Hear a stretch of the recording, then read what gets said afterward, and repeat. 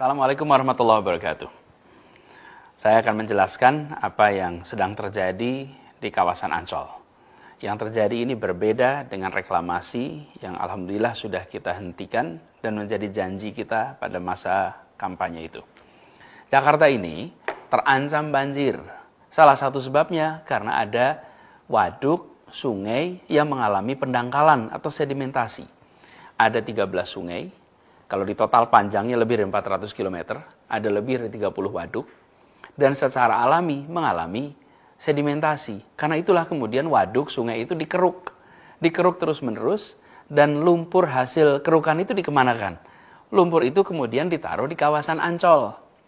Dan proses ini sudah berlangsung cukup panjang, bahkan menghasilkan lumpur yang amat banyak, 3,4 juta meter kubik. Nah, lumpur ini kemudian dimanfaatkan untuk pengembangan kawasan Ancol. Jadi ini adalah sebuah kegiatan untuk melindungi warga Jakarta dari bencana banjir. Ini berbeda dengan proyek reklamasi yang sudah dihentikan itu. Itu bukan proyek untuk melindungi warga Jakarta dari bencana apapun. Di sana ada pihak swasta berencana membuat kawasan komersial, membutuhkan lahan, lalu membuat daratan, membuat reklamasi. Jadi di situ bahkan ada unsur menerabas ketentuan lingkungan hidup, ada unsur hilangnya hajat hidup para nelayan, karena sebagian berhadapan dengan perkampungan nelayan, misalnya di Kamal Muara, di Muara Angke. Lalu ini juga berhadapan dengan kawasan Cengkareng Drain dan muara Sungai Angke.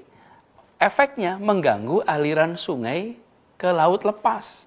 Jadi bukan membantu mengendalikan banjir, tapi malah berpotensi menghasilkan banjir. Nah, kegiatan reklamasi yang 17 pulau itu, pantai, sudah dihentikan dengan cara mencabut 13 izin atas pantai pulau sehingga tidak bisa dilaksanakan.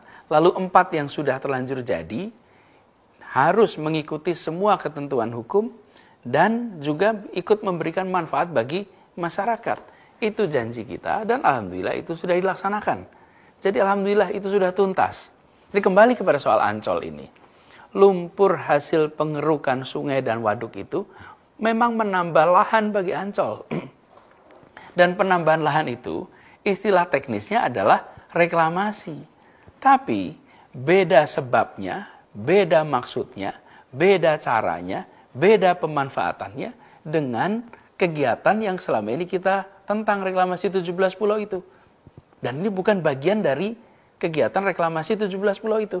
Ini adalah bagian dari usaha menyelamatkan Jakarta dari bencana banjir. Jadi, masalahnya bukan sekedar soal reklamasi atau tidak reklamasi. Masalahnya adalah kepentingan umumnya di mana? Rasa keadilan sosialnya di mana? Ketentuan hukumnya bagaimana?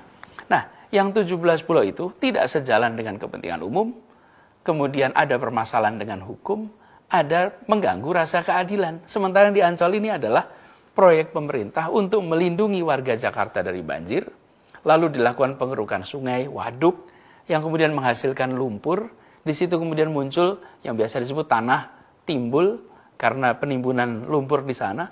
Jadi pengerukannya oleh pemerintah, pengelolaan lahannya oleh pemerintah, dan pemanfaatannya untuk seluruh rakyat. Jadi apalagi program ini tidak mengganggu kegiatan nelayan, tidak menghalangi aliran sungai manapun menuju laut, dan ini sudah berlangsung selama 11 tahun. Lalu untuk memanfaatkan lahan yang sudah terbentuk itu, yang ukurannya 20 hektar itu, Pemprov DKI harus memberikan alas hukum untuk memenuhi syarat legal administratif. Untuk itulah kemudian Keputusan Gubernur nomor 237 2020 dikeluarkan sehingga tanah itu bisa dimanfaatkan dan bisa dimanfaatkan segera untuk kepentingan publik. Mungkin ada pertanyaan, bila yang dibutuhkan itu memang hanya lahan 20 hektar, kenapa pemberian izinnya seluas 155 hektar? Jadi begini, pengerukan ini akan jalan terus. Pengerukan sungai, waduk, bahkan ke depan penggalian terowongan MRT, tanahnya pun akan ditimbun di tempat ini. Karena itulah ada kajiannya, dan dari hasil kajian AMDAL, lokasi yang dibutuhkan adalah sebesar 155 hektar. 120 hektar di sisi timur, 35 hektar di sisi barat. Yang juga disediakan kawasan yang nanti akan bersebelahan dengan stasiun MRT di Ancol.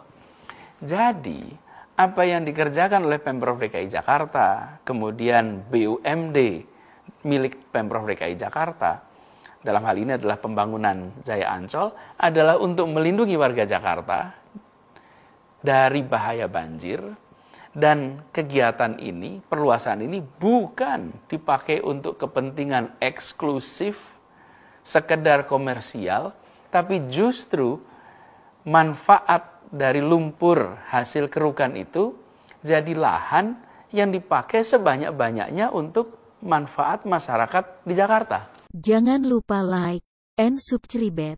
Terima kasih.